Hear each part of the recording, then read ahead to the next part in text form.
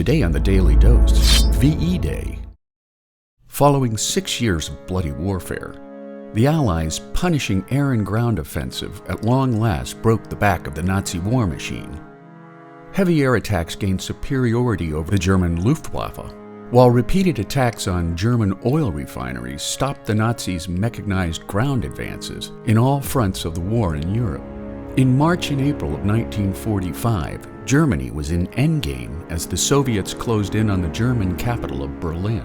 On April 30th, Hitler and some of his top aides committed suicide, all but cementing the final collapse of the once dominant Nazi regime. On May the 8th, after the Allies accepted Germany's unconditional surrender of its armed forces, Allied nations erupted in mass celebration as the war in Europe came to a close. More than 1 million people celebrated on city streets throughout Great Britain, while crowds amassed in London's Trafalgar Square and up the Mall to Buckingham Palace, where King George VI and Queen Elizabeth joined Prime Minister Winston Churchill on a palace balcony, whipping the crowds into a triumphant high note. The future Queen Elizabeth II and her sister Princess Margaret were allowed to wander incognito among the amassing crowds, taking in the frenzy of celebration like average women on the street.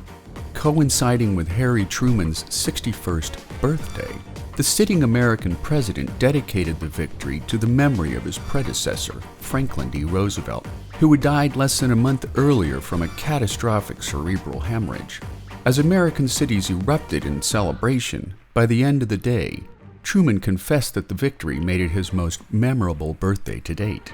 In France, after years of Nazi occupation, the liberated French took to the streets in orderly jubilation, fully aware that better days were finally here to stay.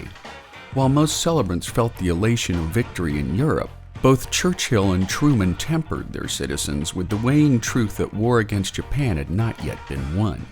In his radio address on VE Day, Churchill told the British people that we may allow ourselves a brief period of rejoicing, but Japan remains unsubdued.